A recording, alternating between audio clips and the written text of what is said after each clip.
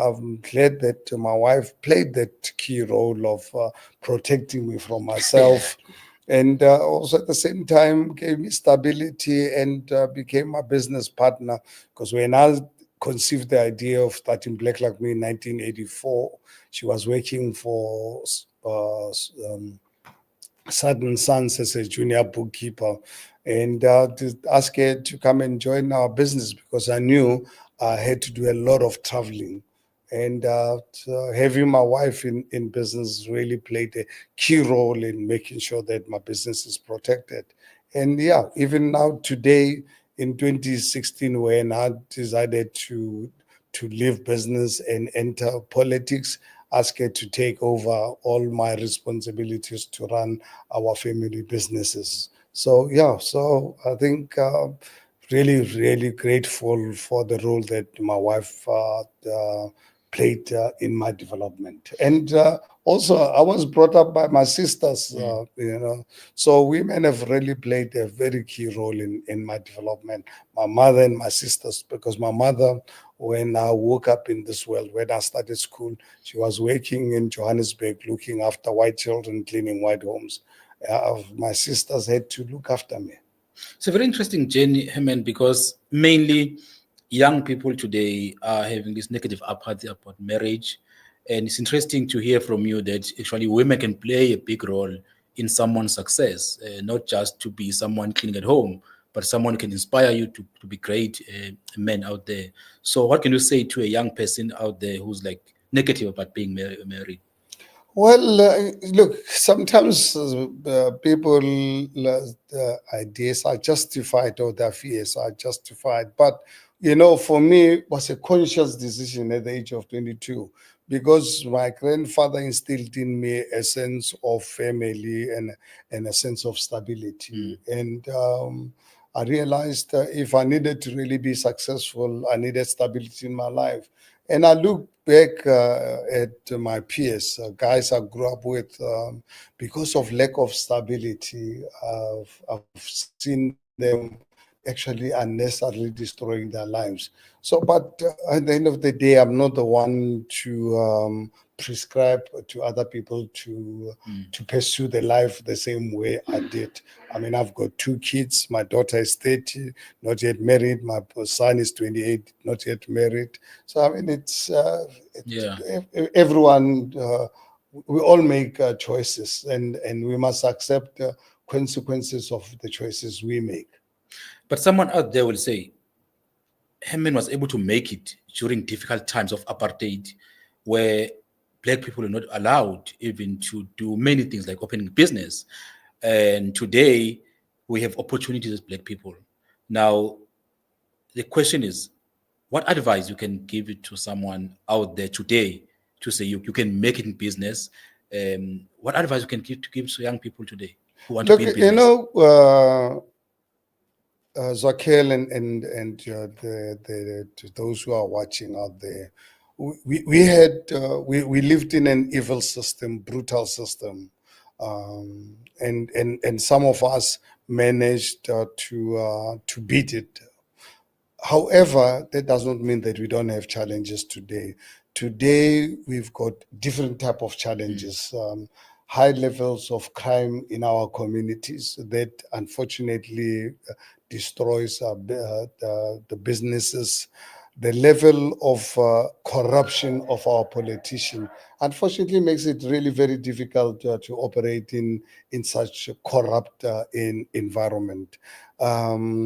This porous borders are a big hindrance to our people being able to run successful businesses. So I think our people today are facing different challenges than the ones that we have, but they have challenges.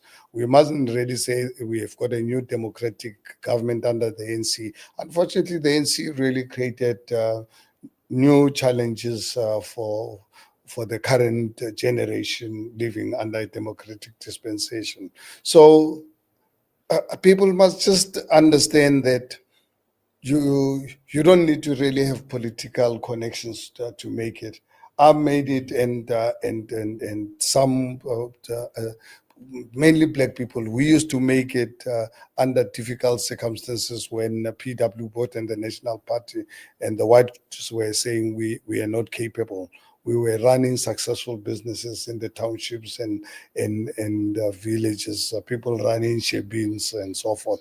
In fact, I remember growing up when I was in Form 4 and Form 5 in 1977, 78. On a Friday like this, I'll be at the gambling den playing dice.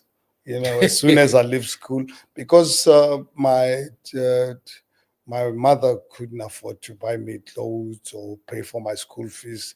I remember when I was in primary, used to be get hiding from school because my mother was unable to pay the 25-cent school fees. School fees those days was 25 cents, but 25 cents was a lot of money. My mother couldn't afford it, and I used to really we used to get punished. So I took a decision when I went to Form 1 to start gambling, to really be able to take care of myself, be able to buy books for myself, buy clothes for myself, wash them myself. My sisters used to do, they made it clear when I went to Form 1 to say, Herman, from now on, we'll cook for you and everything, but washing your clothes, it's your baby. And I used to buy my own clothes from the proceeds of the gambling and so forth. I look at it with my mother working as a domestic worker in Johannesburg. When I went to go and register myself for Form 1, I had to go and do it myself. You can imagine I was what, 14 years of age at the time. you know, when I went to university for the first time, I had never been to Petersburg before, which is 350 kilometers. Um, I inquire. I was 17, 18 at the time when register myself after being admitted, after getting the results that I've managed to get university entrance. Made a plan myself through gambling, take a train, go to Tefluop, go and register myself. And on the the day when I went to go and register, you can imagine I take a train from Amanskral. I think used to leave Amanskral at 10 to 10 going to Petersburg. You arrive in Petersburg in the morning, 9 o'clock, you take a bus. I was told you take a bus to Moria. And you get off, and then it's about 20 minutes walk to the campus of the university, register, and then afterwards, then go back, wait for the next bus back to Petersburg station, get the next train back back home. At least then I knew I was registered. And then I think 2, 3 weeks later, that's when the university reopened and we started. And used to survive on the support from my sister, who was training as a nurse at Baragwanath Hospital. Used to send me by post those days, send me 10 rands every month to be able to survive. Yeah, and that's my life. But at, and I was never a victim in my life. I've always accepted life to be what it was, and I've been trained to accept that life is not easy, and I must use my little brain to find ways to navigate it, and that's exactly what I'm doing. Here, my Zwakele, at my age when I'm supposed to be on a Friday like this, go and play golf and be with friends. I was with you I've been with you the whole day, going from one part of eThekwini to the next, working hard for people of this country where I don't get paid, as you are aware, but the party doesn't really pay me. And I use my privileged position with the support of my family. We support this party, and my family does not expect anything from being involved in politics. It's just to save South Africa from ANC, where we can bring in another credible, black-led, non-racial political party to serve people of this country. we're a non-racial political party, but because of our sheer numbers, we believe we need a political party that can be led by ethical black people, because there are millions of them. We are not short of them. Look at, you and I, we sit on the Senate of ActionSA. Remember the difficult decision we had to make to remove Celia Bring from Tshwane. And we put in one of our Senate members, a 36-year-old Dr. Moya. And we took a chance. I mean, Tshwane was in real bad shape. The townships in Tshwane, the DA was literally refusing to provide services to them, but getting our support. We took that decision. We put in Dr. Moya to run a coalition government. Today, we are proud as ActionSA. We are proud as black people. We are proud as South Africans that this whole nonsense of people saying that black people are lazy, black people are corrupt, and so forth. Can't do it. Yeah, we can't do it. You and I, we must be proud every time we look at what's happening in the city of Tshwane, because it's actually giving us as black people an opportunity to demonstrate that this whole narrative driven over centuries to oppress us, using an excuse that we are unreliable, we are corrupt. We are proving to her that we are like anybody else. It's very interesting, Herman, because normally there's a belief that says black people are lazy and people can't do it. And we had Moleke Tsimbegi last week. In his analysis, he had something to say about the belief that those who owns means of production, the capital, which is mainly white, can lead better. It's a narrative that's being driven out there. Lead better than who? As if better than black people, because it's black elite that is leading the country down the drain, which is true in the sense that our leaders who are now in government have led us down the drain, but doesn't mean every black person is corrupt. Every person can lead. What we are saying here is they are capable individuals who can lead. But those who watch it from home, you heard here, we are hearing Herman Mashaba, leader of ActionSA. My name is Zwakele Mncwango. It's a very interesting discussion. We just heard now about himself, who is Herman Mashaba. But now we are moving to more understanding now about ActionSA.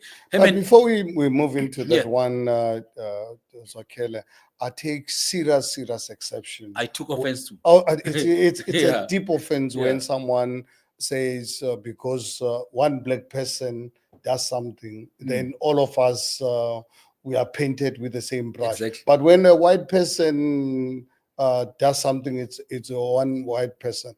Honestly, for anybody to say white people can govern, they governed through brutal force, through evil means over many years.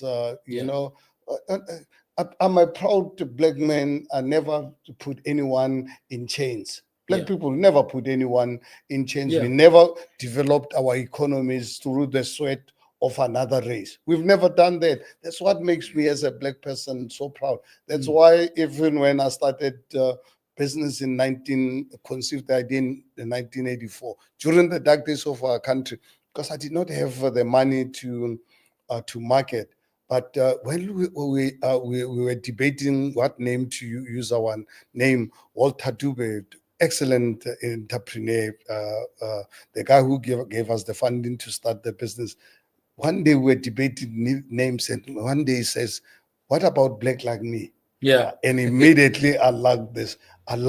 And I'm a living example now over the last 40 years. It is through commerce where I gave black people the dignity. We've really demonstrated that we can really do it, given the opportunity. So I think, I just want anyone who says blacks cannot really do it, I take serious offense to that. No, interesting. But now, what I want us to get at the moment is that what motivated Herman Mashaba, coming from business successfully, so obviously you went this journey. What we've learned today is it wasn't easy. You didn't get funding from government. Like, I think today's youth have an opportunity where we even get funding from government.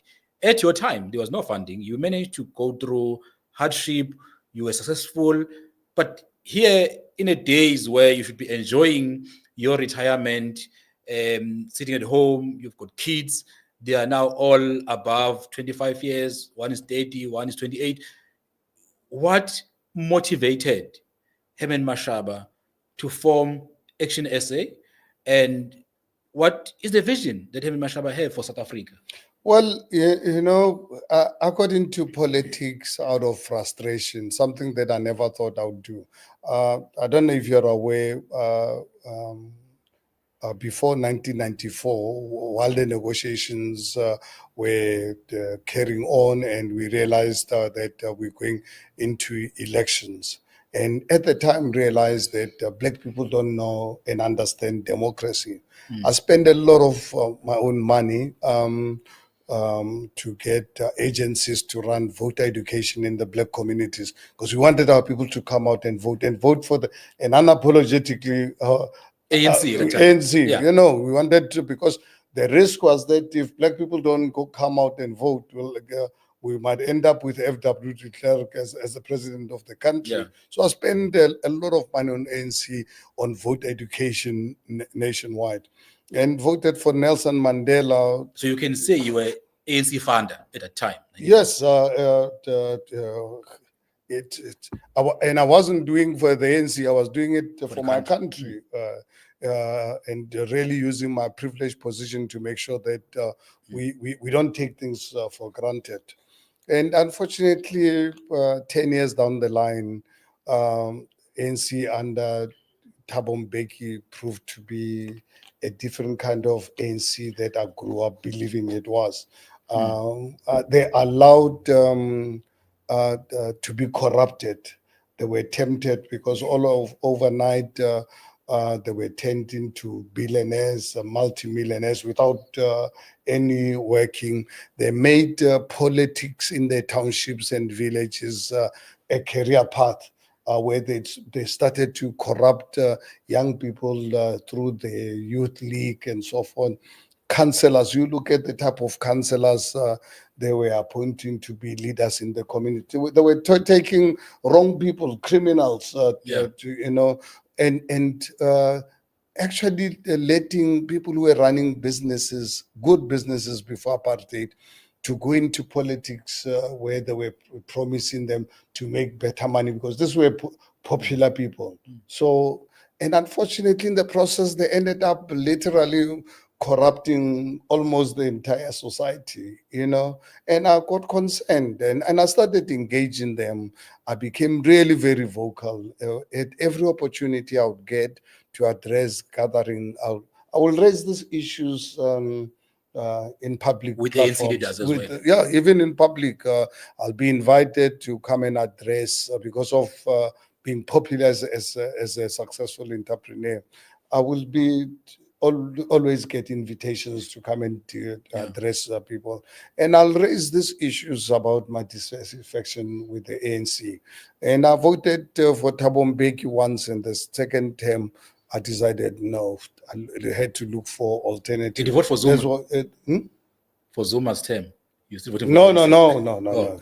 Even Thabo Mbeki's second term, I didn't vote for the. I only voted for them twice, but I've always been a voter because I'm a student of politics. I think I've got a fair idea of democratic systems. I mean, I've had to read. I was studying politics at university, so because of my vocal nature, I attracted the attention of the DA.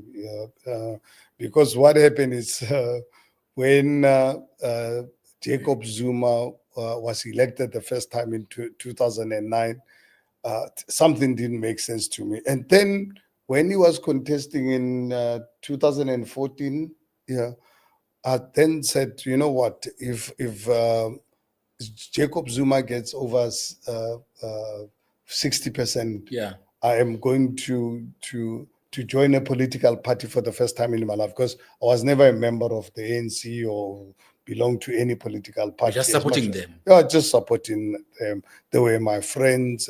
Some of them, someone like Ronnie Mwepa, we were like brothers, and a lot of ANC people, Titombo, and people I knew quite well. Lots of them, even today. I've got good relationship with ANC people, but they know I'm really disappointed with them because they really embarrassed us. They actually wanted to give credence to this narrative that black people cannot make it. That's why some black people, educated black people, would Yeah. make the statement that blacks can't make it. There's in Sesotho, we grew up being told that which means a black man's medicine is a white man. Yeah. I've always rejected that, and I still do, and I find it really very strange where some people, in fact, including educated ones, actually they've bought into this narrative, knowing very well that we were deprived opportunities, we were deprived to go to school by force, and now you can imagine you get oppressed, your land is taken away from you, you're oppressed in your own country, not to go to school, not to run businesses, and so not even do clerical work for centuries. And then all of a sudden you get the freedom, and then 30 years down the line you are accused because of ANC failures. Now the entire black race is Corrupt. is corrupt. It's for that reason what drove me to go into politics, and got into politics through the DA. At the time, Musi Maimane was their leader. I thought perhaps this is the party that might unite us. You remember, after 1994, Desmond Tutu eloquently put in this whole rainbow nation concept, and that was a beautiful. I mean, Desmond Tutu actually meant it, and I believe Nelson Mandela also wanted to create a non-racial, fair society. Unfortunately, ANC corruption affected us, and I thought DA is an alternative. You guys, you were in the DA, I said, no, you know what, Herman, instead of complaining, throw your head in the ring, only to find you've got your own personal experience with the DA. Unfortunately, Been there. some people in the DA, they carry what I call Verwoerdian values. So they still, so they want, and they want the black vote, but they don't believe in us. They don't believe that black people can be trusted, can be leaders. And I became a victim of that when I was the mayor of the city of Johannesburg, where some people in the DA did not understand why I had to provide the services to black communities who did not vote for the DA.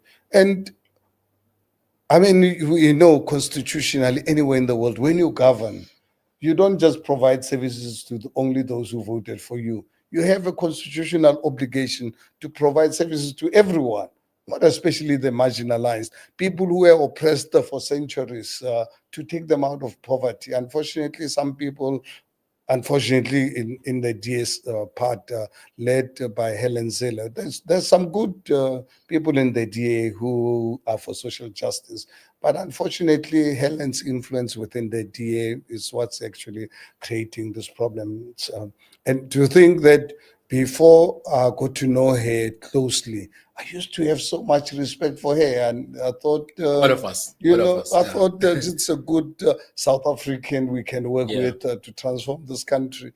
Until I got closer to her, I realized, my goodness, I'm dealing with a Verwoerd kind of person who doesn't believe. She thought she could really use us to protect her constituency and her value system.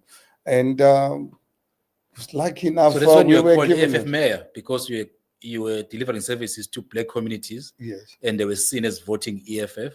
So Yeah, then you were led came by out this with EFF mayor because you were delivering to black communities in townships. Yes, and came out with a campaign within the DA white structures that I'm an EFF mayor. You remember that the campaign calling me an EFF mayor, and my sin was that I was not listening to her that I must go and cut grass in Sandton when I had townships and informal settlements where people were living in abject poverty with no toilets. They did not, Helen didn't see why I needed.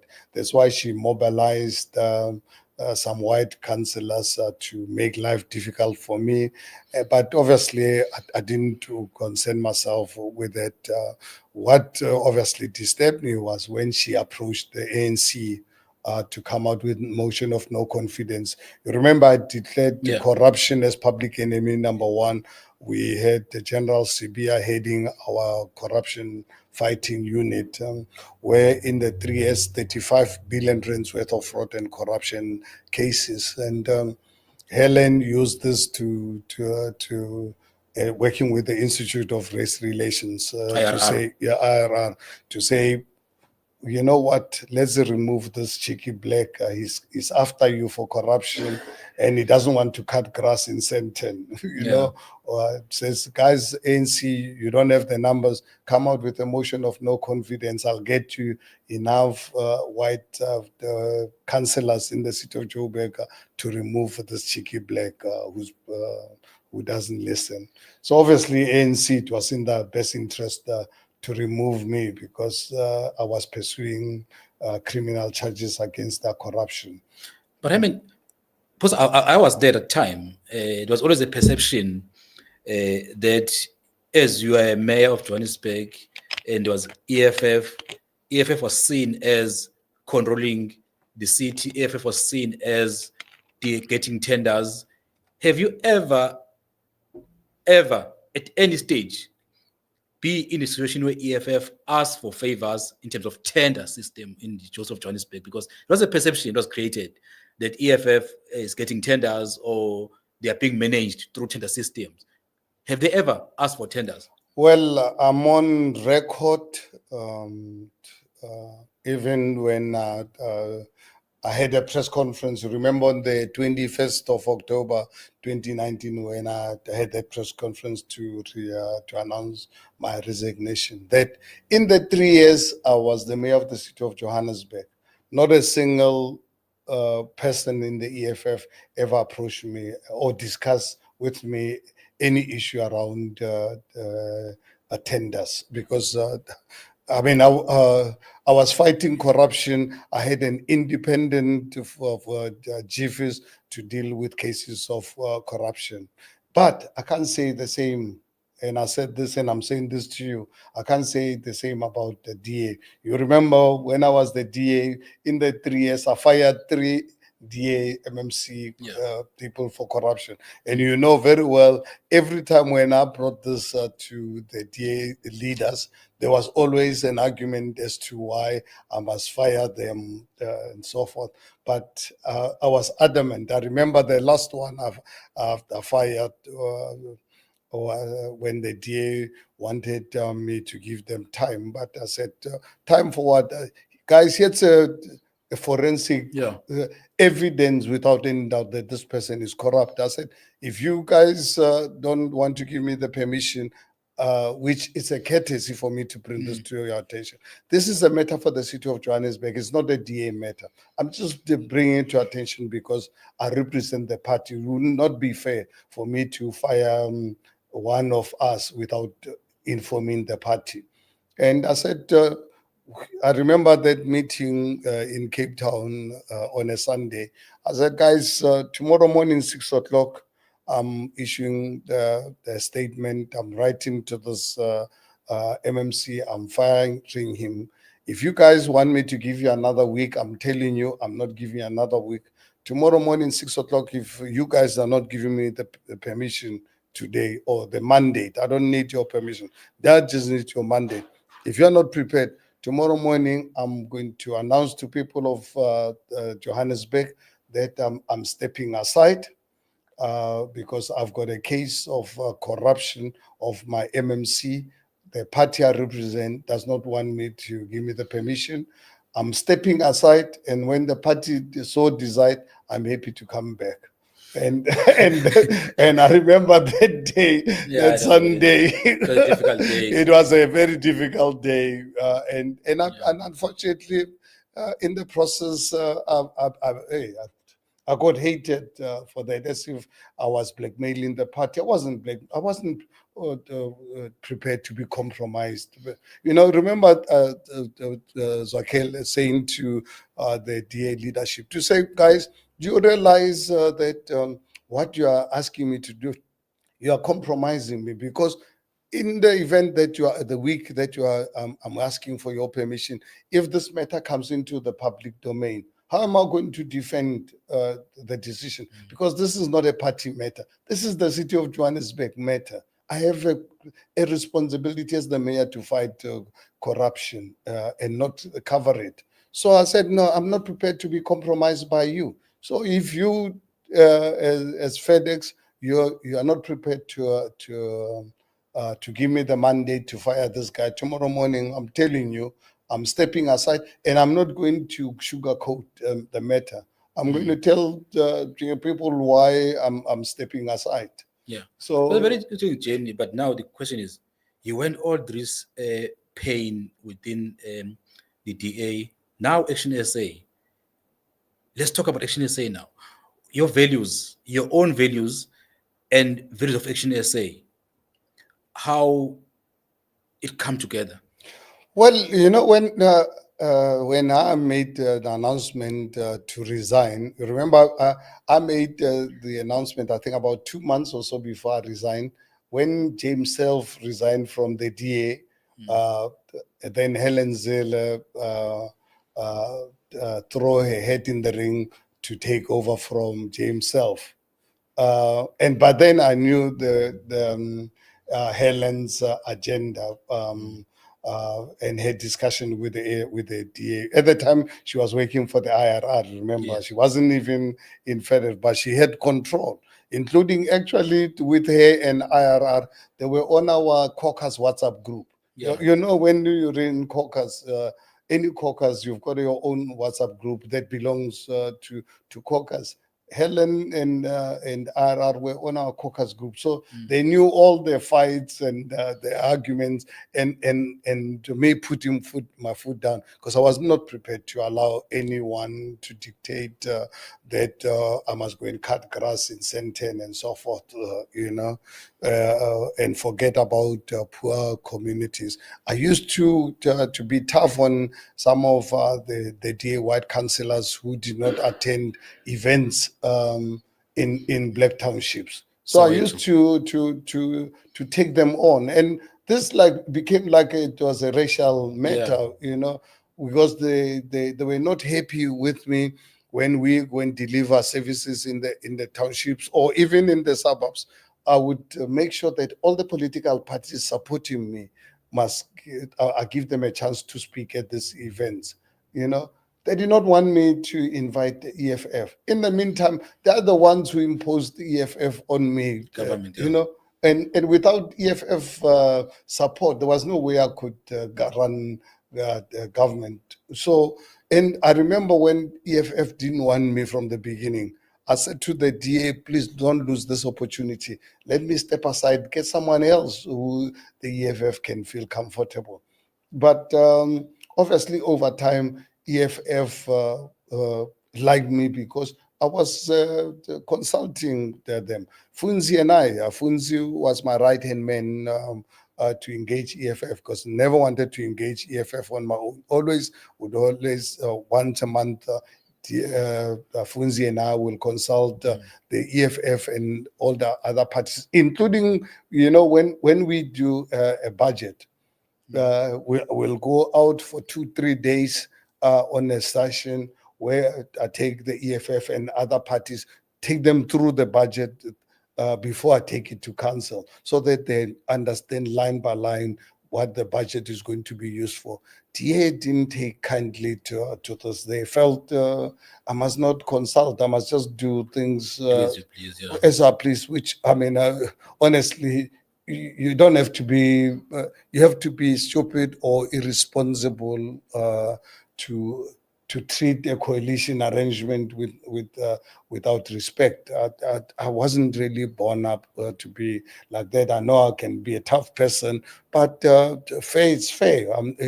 When I do a deal, even in business, I do a deal that works for both parties, because if you want a successful transaction and do a deal, don't take advantage of someone. Refer to each other. You've got to do a deal that works for both parties. So for the DA never consulted, they felt consulting the EFF. I'm an EFF mayor, but that never really But the idea of ActionSA, where it come from?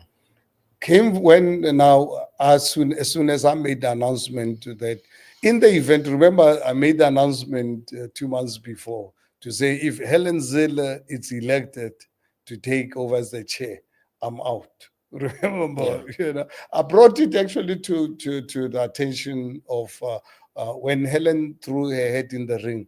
I immediately called Musi, my man, and gave him the evidence to say, Musi, this woman is working with the ANC to come out with a motion of no confidence to remove me. So what are you going to do about it? And Musi asked me to give him a week to think about it. And unfortunately, Musi, a week later, never did anything about it. And I decided I'm not going to wait and live my life to Musi not making decision. That's when I came out with a press statement. Remember, I came out with a press statement that shook you guys in the DA to say, guys, in the event Helen Zille comes back, she wins the election to be the federal chair, I'm out. And I gave reasons why I'm not prepared to really work well with someone of the values of Helen Zille. Then ActionSA, what? And then people said, please form your own political parties. They were phoning radio stations. I don't know where people were getting my phones from. And I said, oh my goodness, Herman, what did you get yourself into? Where and how do I start a political party? Luckily, my chief of staff, Michael Bermond, who really understood my frustration with the DA, said, Herman, we came out with a concept with him and Andre Kutsie to say, I said to them, guys, I want to run a research to find out if these people actually are real people, before I can actually even think of starting a political party. That's when we came out with this concept of the People's Dialogue to engage South Africans if they genuinely are looking for a political party, and also putting conditions up front that, guys, if you want me to start a political party, you've got to subscribe to a non-racial South Africa. We must subscribe to a free market economy. Don't come and tell me we want to communism, whatever, just because I believe in a free market economy. But I believe in social justice. If you are not committed to take our people out of poverty, everyone, then please don't tell me about starting a political party. Let's talk about ethical leadership, that we're committing to really be ethical public servants. Let's commit to the rule of law. We must never be in this arrangement for friendship. You must believe in the rule of law must be supreme. Let's commit to ensure that we commit to quality education. When I was really concerned about how the ANC has destroyed our education, we must commit to this. And 2-3 months later, after the launch of the People's Dialogue, 2.4 million South Africans said we want these political parties. We subscribe to these values. And yes, that's why on the 29th of August, 2020, right in the middle of COVID, we launched ActionSA with these values. And these are the values we subscribe to.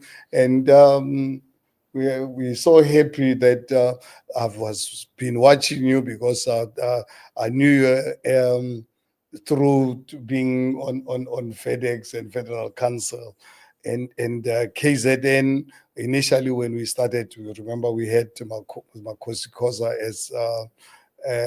as a provincial chair. only to discover, my goodness, I've made a mistake. And when my Kosa left, remember I called you to my house here in KZN, and I said, I'm taking a chance. And I said, look, if Zwakele doesn't take it, doesn't matter. You know, I'm one person. I always believe failure, you can only accept failure after having tried. Yeah. You know, and unfortunately, and not only in South Africa, people all over the world, people are too scared to take chances, to take a risk. You know, whereas for me, taking risk is second nature. Yeah. And do I make mistakes? Absolutely, yes. I make mistakes from time to time. That's why I've written so much in about one of my biggest fears, Zwakele, in life is to be surrounded by weak people. Yeah. It is in my DNA. It's something my grandfather instilled in me in my youth. I must avoid weak people around me. Yeah. Because he trained me to take chances, to use my brain to correct this imperfect life. And so I live by that motto of being surrounded by good people. So please, from time to time when I disagree with you or we have an argument, that I will take it personal. No, it is my nature, because I'm the kind of person that I've accepted that life is not perfect. That I enjoy it, And the only way we're going to correct it is to always try something new. We can't be, I was in business and built big brands, and I've always believed in not coming out with me too brand. Yeah. If you want to change life, you must come out with something new. But Yeah. whereas a lot of people, if you deal with professors at universities and so forth, they train you to do what other people have done in the past. And life doesn't work. Success doesn't work like that. You succeed in life by doing something that someone else has not done in the past before. It's interesting. Well, I think what I enjoy mainly is that, Herman, you are a president. We sit together in Senate. We can differ. I don't feel I can't challenge you. If you've got different views, I differ with you. I will move to the decision that was taken, which I differed. But today I look back and say, shit, this man was correct. Yeah, Which is very interesting because but I've also, but some of the decisions I take are also wrong. No, I know. And I also failed. Do you remember Yeah. how many times I got defeated in Senate? You try to push that I'll try penalty. to give an example where when we were preparing for our policy conference, Yeah. I was so adamant that I was going to convince you that we must adopt death penalty, and I got defeated, and it wasn't personal. I think you guys put in very strong views that why it would be wrong for us as ActionSA to adopt the death penalty, and I accepted it. I'm not I wasn't holding this on anyone. In fact, I appreciated afterwards when people were coming forward with other alternative movements, and actually got me excited that if I was alone, I would have just imposed the death penalty. So that's a kind of person It's I am. interesting you talk about a policy conference because it gives me to something that says we are now 31 years of democracy, and the majority of Black South Africans still live beyond poverty line, below poverty line. And the question is, we understand there were policies. Some of these policies may have been having good intentions, but they had bad outcomes. Now, we adopted inclusive economic empowerment, which seek to empower Black majority without depriving others. Can you share with someone at home, in simple terms, how this policy will able to empower a Black person who's sitting out there who feel like, is ActionSA in for me or not? You know, remember one of the core values of Action SA is social justice. So transformation for us as Action SA is non-negotiable. So you can't tell us is a failed triple B of ANC or nothing. You know, because there are some people who are saying no, the triple B of ANC has failed. Yes, it has failed, but that does not mean that is the end of the world. We must not pursue alternative transformation policies that can work for the majority, not benefit the people who are closer to Herman Mashaba or Zwakele. That's why at our policy we adopted this inclusive economic empowerment. I remember actually Dr. Moya and Lerato are the ones who came out with this concept of inclusive economic empowerment, and where we are saying, you know what, instead of this ANC triple B that is only benefiting those who are politically connected, let's come out with a policy that can touch and affect the lives of ordinary black South African, black, colored, and Indian who are deprived of opportunities. But at the same time, let's make it easy for business to operate. So right now, it costs the businesses, this triple B policy, it costs the businesses 4 to 6%, because they've got to come out with very stringent compliance. And this compliance, it's actually a moving target. So for us as Action SA, we want to make it easy to say we do away with ANC triple B, come out with inclusive economic empowerment law, where we are saying to businesses, you don't have to have partners you don't need. But we are saying all businesses except SMMEs must pay 5%, between 3 and 5% of their profits into what we call an opportunity fund. This opportunity fund must be run by people appointed by Parliament, and they must report to Parliament every year how much they collected. And our team, our financial guys, did an exercise that in the first year of at the time of implementation of this, the first year alone, they came out with a figure of what, 55.7 billion rands. This money, and then it'll increase with business, with the economy growing, where this money must be used exclusively into black communities. Make sure that no black child goes to bed without having something to eat. No black child is unable to go to school because of not having the means. No black communities, we must go and develop schools, that a school in Soweto and a school in public school in Soweto and a public school in Sandton. If it's a public school, it must have the same facilities. We must go and develop those areas and those communities. We must fund black entrepreneurs. As indicated to you, I had to get the 30,000 rands to start Black Lamy from a black business guy in Mabopane, Walter Dube, who didn't know me. I went to sell my idea to them. So it's very difficult for black entrepreneurs to get the funding. So let this opportunity fund be used for purposes to uplift the black communities, those who were previously disadvantaged, and to run for 30 years, because it took ANC took us back 30 years. So this is not going to be a 30, a permanent feature. We believe if and when black South Africans can give us the mandate to be the government and we implement this policy, we know in 30 years we will have enough black engineers, enough black industrialists who were created through this fund. That's really what we want to do, because because now people running this fund must not report to us as Action SA, must report to Parliament on an annual basis to report how much they've collected and which projects they've run, how many black kids they've educated, how many black entrepreneurs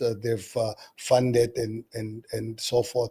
They report directly to Parliament. So we believe that a system like this, in 30 years' time, we can see an explosion of black talent in this country, and that we can be respected. Those who are saying blacks cannot govern, 30 years And then, later, yeah, they will see the they'll see something, potential yeah. of the black race, because we're the same as anyone else. But Herman, you've been vocal on illegal immigration, and even some NGOs will label you being a xenophobic South African. Um, what is an issue that you can say, the issue of illegal immigration, how it affects South Africans? Because always talk about putting South Africa first, and you always talk about citizens of South Africans must be protected. And already you've been vocal about amendment of the Constitution to say there are clauses that should really be clear that South Africa can't be for all. South Africa should be a country for South Africans. What can you respond to someone who's saying you've been xenophobic? And also, what is it that you think ActionSA will do when you get to government to ensure that we could secure our borders? Well, Zwakele, a country without borders cannot really be a country. Why do we then have to really have laws and have a constitution and our sovereignty? So obviously, if we don't have borders, that means we're not a sovereign. We're not a country. We are chaos, and there's no way you can ever build an economy in an environment of chaos. That's the reason why our economy is underperforming. That's why we're the meta capital of the world. That's why international drug cartels have identified South Africa to really be a playground for them, because our constitution protects them. Then it protects criminals more than it can protect law-abiding citizens. All these NGOs and so-called lawyers for human rights are for chaos, actually not for chaos, they're for the oppression of a black race, because they know this law. I can tell you, ANC legal people did not see this coming. They were more interested in power and corruption. How can you say South Africa belongs to all who live in it, regardless of how they came into a country? Someone is a criminal, because if you come into South Africa illegally, honestly, I can't call you anything else than a criminal. Yeah. Because a criminal is someone who's broken the law. Yeah. So someone who came into South Africa illegally, it's a criminal, and Yeah. that's why I was called xenophobic when I was raised in this matter, including ANC taking me to the South African Human Rights Commission, only to find what I was advocating. It's true. If someone comes into South Africa illegally, that person is a criminal. So government challenging you for trying to protect the country, but government yes, take you to court. So the preamble of our constitution says South Africa belongs to all who live in it. And for us as ActionSA, we say no. South Africa belongs to South Africans. We need to change our preamble. But it's not just the preamble, because the preamble leads us to the Bill of Rights. Because the Bill of Rights says if now South Africa belongs to all who live in it, then South Africa has got an obligation. If you get sick, we must treat. We must provide services to you. We must provide schooling. You enjoy all the benefits of a South African. Now, I want to ask you today: can you go to England or United States without providing proof that you've got medical cover? You've got the resources to take care of yourself when you're in the United States or any civilized nation, any country of Botswana. We go to Botswana, or Nigeria, the Zimbabwe, go to Zimbabwe, get sick there. If you can take care of yourself, I can tell you the Zimbabwean government is not going to look after you. And I think we all support that principle all over the world.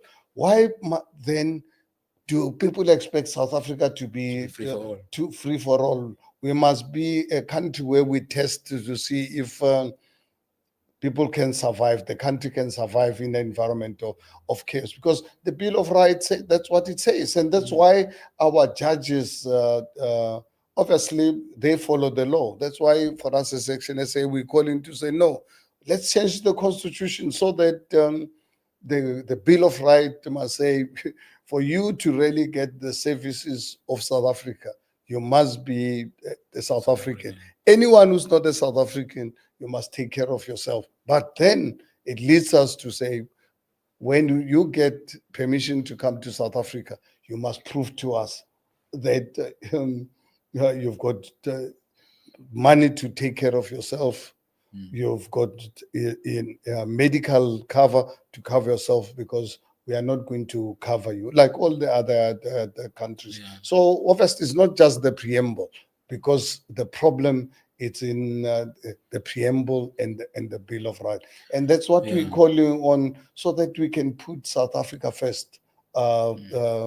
That's what every country's responsibility is, to put its own citizens first. Herman, we've been trying in KZN, for example, to talk about insourcing and also put motions in council, and they always get a response to say it's so expensive to insource security guards and cleaners.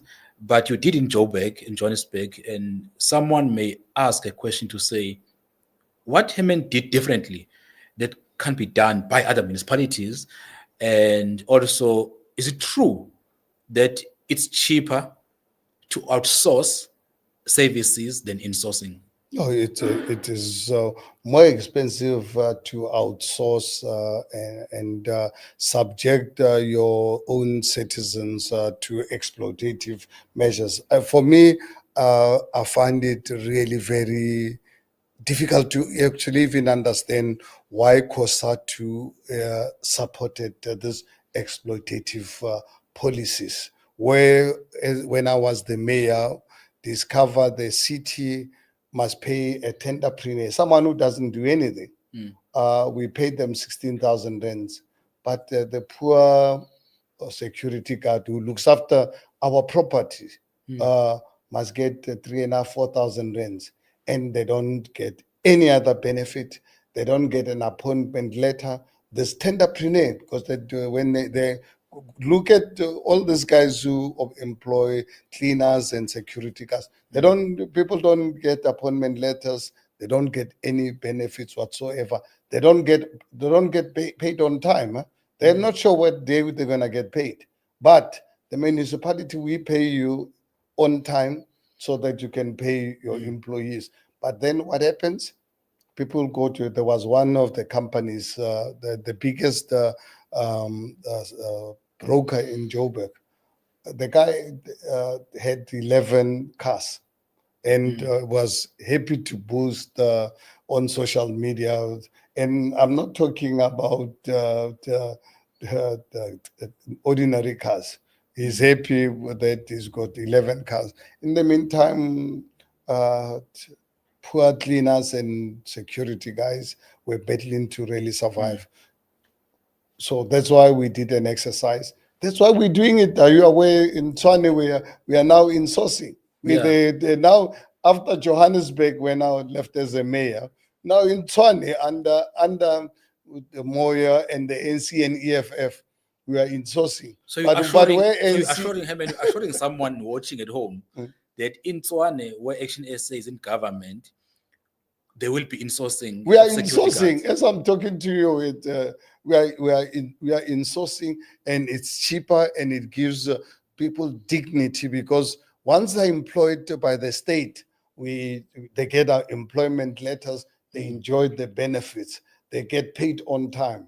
You know. Whereas if you subject them to tenderpreneurs, unfortunately, I remember when conveyed this to DA Federal Council about the insourcing program, and DA said to me, insourcing, it's not their policy. Yeah, I remember. They said it's not their policy. And I said, okay, guys, because I was trying to convince them that, guys, I've identified an opportunity to give Black people the dignity. Yeah. I said, can't you guys do it in Cape Town? Because all these guys who are running this services are tenderpreneurs. I said, You're going to stop this because these are people who are feeding this ANC corruption. So when they said to me, it's not their policy, I said, one thing, look, I can't tell you how to go and do it in Cape Town, but I can tell you, SDA, in the city of Johannesburg, under my leadership, we are going to insource. So it is up to you. You go and make it your policy, whether you go and make it your policy or not. But in the city of Johannesburg, we are going to insource. You just spoke about so on insourcing. I spoke earlier. I was one of those at Senate who was not in support of your proposal to govern with the ANC and EFF there. But when I look back, I say, you know what? This man had a vision. He may have thought about this. Are you excited about the achievement of ActionSA in Zwane? More than excited, because remember how nervous we were with the financial status of the city of Tshwane. Remember, we had one debate to say, you know, if Tshwane was a business, we would liquidate it. Yeah. But because it's a city, we can't liquidate it. We must go and fix it. But the achievement in less than a year exceeded all of us. It exceeded our expectation. I'm excited. People are being insourced. The city of Tshwane, from the 1st of July, they are going to employ additional 200 police officers. Oh, the city of Tshwane has never employed since 2014. You can imagine the city every year grows, yeah, but you don't increase your capacity. The city of Tshwane, in their budget, fully funded budget since 2021, they are going to be employing 200 per additional metro or police. You remember what I did in Johannesburg?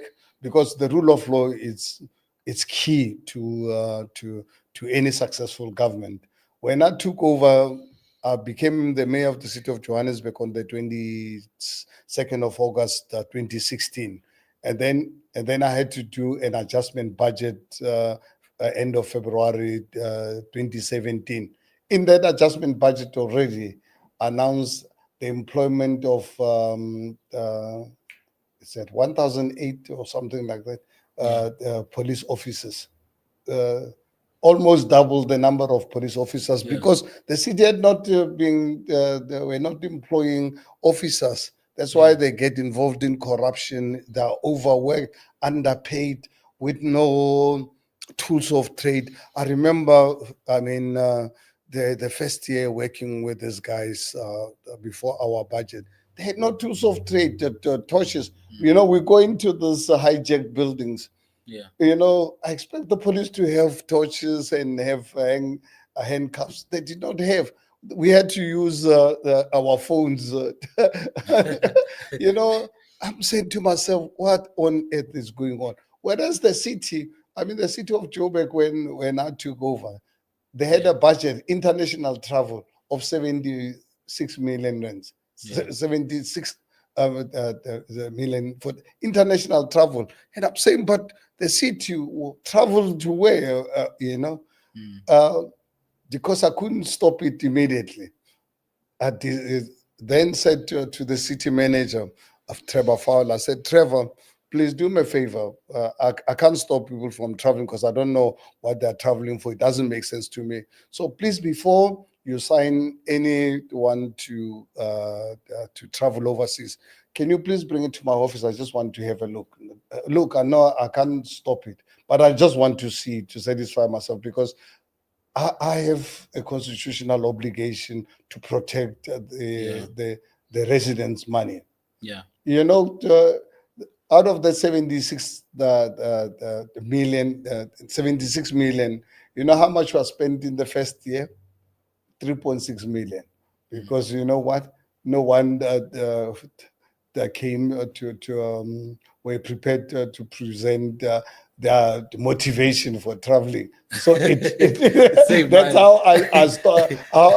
Yeah, that's interesting. But and look, my intention wasn't to stop. I just needed to understand what this traveling. the mayors of the 76 million, 27 million was for the mayors' international travel. Yeah. First year, I never traveled. My office never traveled. No, Save a lot of money. yeah, 27 million rents. You know where we took that money? We took it into a extension of operating hours in clinics and libraries. Because the city used to run the clinics open the Monday to Friday, 8 to 4 o'clock. Goodness. That means at weekends they don't operate. And I'm saying, but this doesn't make sense. It's what you guys are saying. You must only get sick between 8 and 4. After 6, if you get sick, you must only come to clinic the following day. Weekends, the clinics are closed. I said, no, this cannot. closed. So we ran a pilot project. And by the time I left the city, 26 clinics were operating on extended hours. Also, I can't remember the number of libraries which were also operating the extended hours. Managed to get savings of 2.1 billion rands. Or cutting out on things which were not really necessary for government to provide, like having DSTV, full bouquet in all the senior managers' offices, people getting newspapers delivered to their homes. I stopped all that nonsense. That's interesting, Herman, but I don't want to keep you forever, but I will never leave this interview and discussion without asking this question. ActionSA went to an election. When we went to an election with the PAC, which included the DA, the IFP. Then after elections, there were talks about forming government of national unity with GNU, whether it's GNU coalition, whatever it is, but we now call it GNU. ActionSA decided not to be part of GNU. Someone want to know why ActionSA decided not to be part of GNU, and also what impact do you think it had for ActionSA to go to an election with a PAC? Well, I think, you're fortunate enough you sit in our Senate. I wasn't comfortable with that, us getting involved closely with the DA. But look, I think we did not have a choice. We realized that we needed to find ways to remove the ANC, and I accepted it in good faith, as much as I wasn't comfortable. And that affected us very badly because black voters did not trust voting for us because they thought we'll give our votes to the DA. And the white voters obviously also felt, because DA and ActionSA are working together, let's make these two political parties strong so that they can co-govern. Unfortunately, ActionSA got punished twice. We lost a lot of white support because, and I think they were not doing it for malice or anything like that. They were doing it because they thought, let make a DA a strong party, and then ActionSA will get the black support. Unfortunately, blacks were not happy with us being associated with the DA. And then white support obviously voted us because they thought we'll get the black support. So we've learned a lesson. So, okay, fast forward to the so-called government of national unity. I think for us, you remember, I was on record to say, President Cyril Ramaphosa is playing with the emotions of South Africa. This is not the government of national unity. This is Cyril trying to do away with opposition, because obviously DA had fallen into their trap to be swallowed by the DA. So we've realized that as ActionSA that there's a space for an effective, constructive opposition. Let's rather be on the opposition benches. We were invited, as you are aware, by the ANC to be part of the GNU, and we deliberately refused, and I'm glad we did.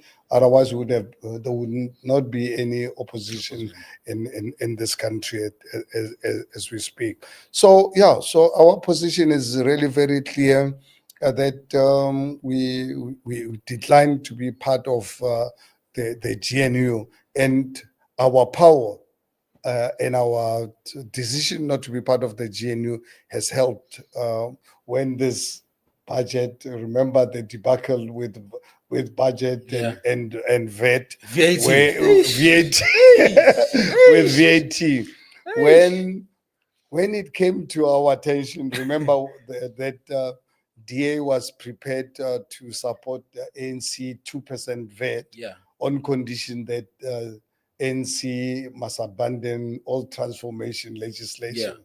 You remember it made us very angry to say, Yeah. my goodness, no ways. So when ANC approached us, we managed with them to put together the right numbers on condition that ANC, you must commit that 1st of May, there's not going to be a VAT. We are prepared to support you, get you the numbers. And we managed to get the numbers over. Yeah. So actually, because DA was always under impression that ANC can't govern without them. So we have Yeah. actually demonstrated to South Africa that government can actually be formed in this country without any party holding anyone ransom. So NC is a free party today. They can govern without the DA. But also, ANC also knows that we can also govern this country without them, because we can remove ANC tomorrow if they start continuing with their corruption, because we've got other parties we can co-govern with the DA, EFF, and MK. In the event ANC continues with the corruption, we can remove them. It's up to us as South Africans, as long as we commit to fighting corruption and doing the right thing. So I think we're in a space as a country where no political party can hold this country to ransom. So we, as Section SA, we are proud that we played that role of actually demonstrating to South Africans that no one political party can blackmail, because DA was using extortion and blackmail, and we've demonstrated, don't really play with us, because transformation laws are not going to be removed, but not ANC laws. We will come out with laws that will make it easy for businesses to operate, but we need a redress for Black people, because they suffered over hundreds of years with very brutal laws. Brutal. We lost, in my family alone, I lost 2 family members. My grandfather's brother, even up to today, disappeared under the apartheid laws. His property taken away from him. From my mother's side, my mother's grandfather, got shot by a farmer. But those are things that we are not holding us back. But these are things that we are saying are real. They happened, and the things that we must never forget. But to forgive, we've forgiven as Black South Africans. I think one of our biggest weakness for us as Black people is because we easily want to forget. You can imagine a Black person saying, we must move on. You listen to some of the Black people saying, no, we must move on and forget about race. My goodness, what nonsense is this? These are people who I believe are victims of indoctrination over many years.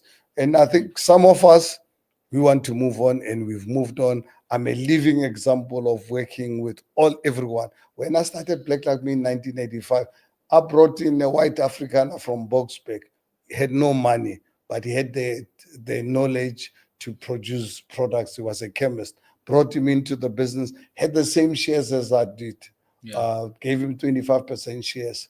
And Johan worked with us very well during the dark days of apartheid, where actually those years it was not even possible to just have a one-on-one discussion with a white person. But I Yeah, yeah, approached Johan, and I met him. We yeah, made a lot of money together, and we played a key role. And you know our yeah. party. Yes.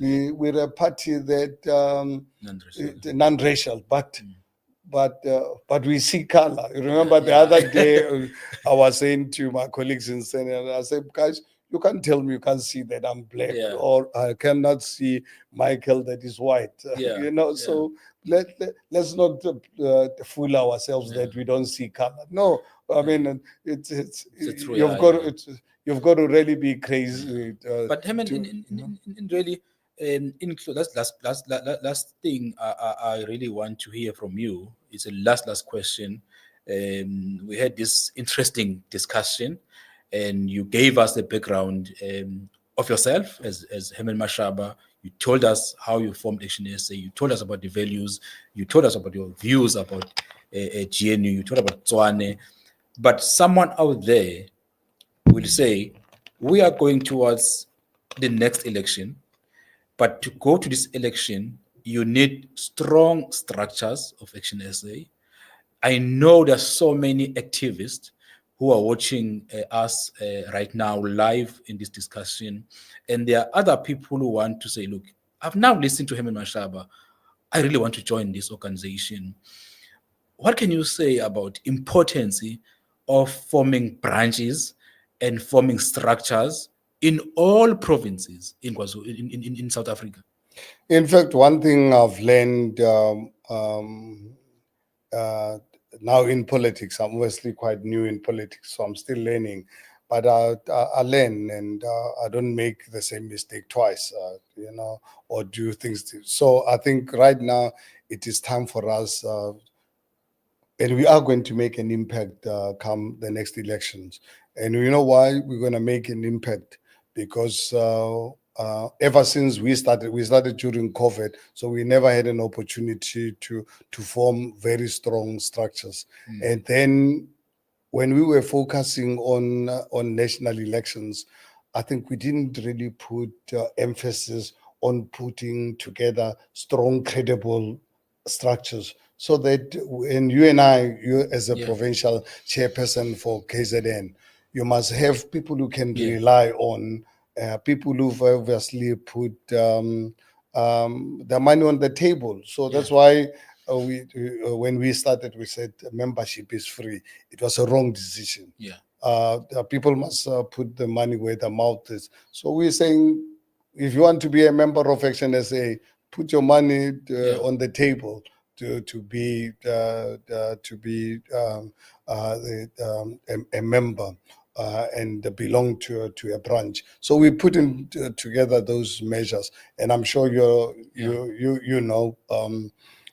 There's something that I'm on the roadshow going all over the country, opening branches, because when you open a branch with 200 or even 50 people, you're going to have 50 people who have put their money into this project.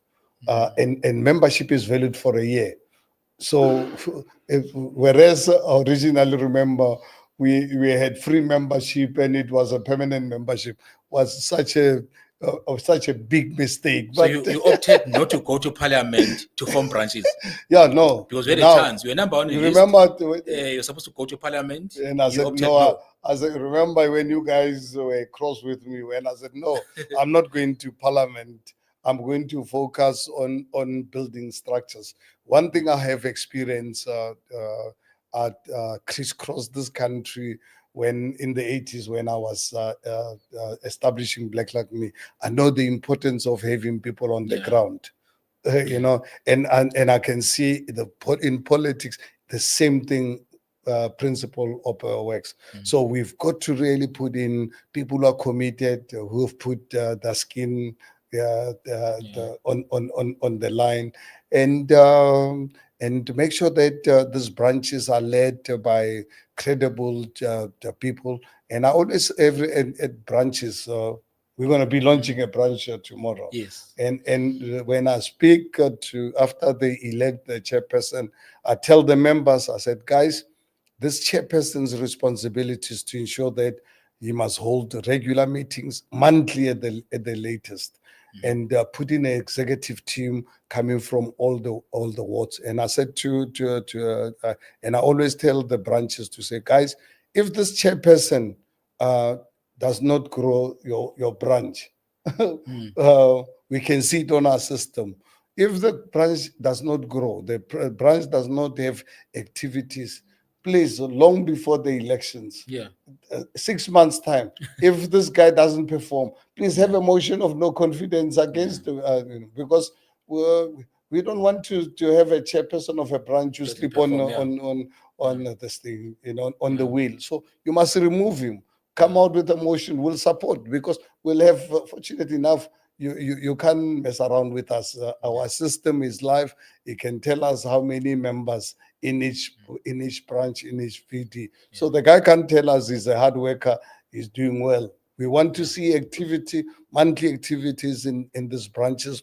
We want to see these branches growing, because if branches are growing, that means there's people who started in a branch. That means they're going house to house every day, recruiting and registering more people. And in that way, I'm certain as ActionSA, we're going to make an impact. And also, I think I want South Africans to know that we've also taken a decision that we are not going to, unfortunately, contest all municipalities. We must look at strategic municipalities. We only 4.5-year-old party. We mustn't want to get out of our mother's womb and start running. So let's grow organically.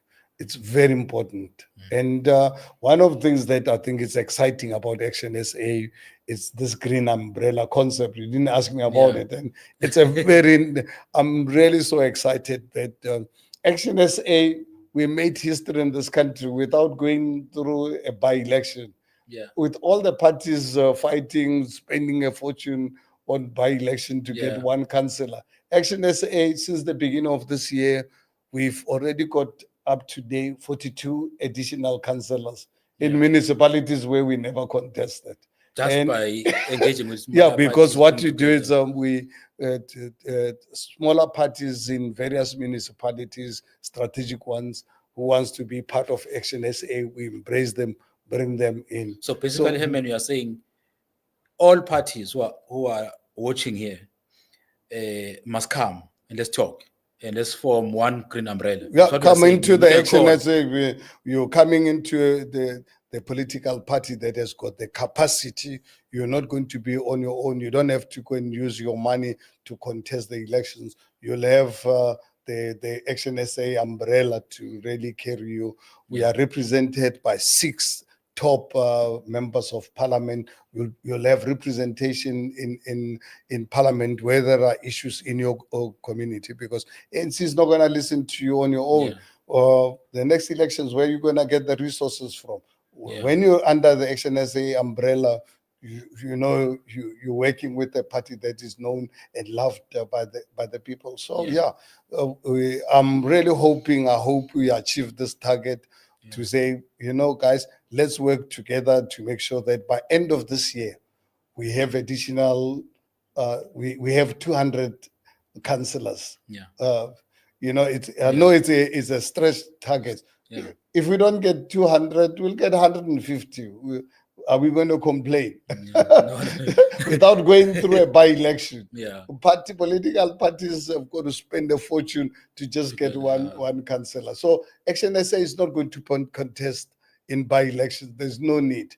We found a better way of working with ethical people. And what I find with this independence, these are community members who are concerned and will never vote for the ANC or any other party. So that's why they went their way. They're known in their communities. And these are people we are inviting, come in, be part of ActionSA. Herman Mashaba is here. driving the green umbrella. Herman Mashaba is here to launching branches. Uh, as much as I'm an old man, I still got the energy to walk the streets of Phoenix, Kwamashu, Tamanskral, Soweto, you know. Yeah. So, yeah, so I'm excited about the future of my country, and confident that one day we'll have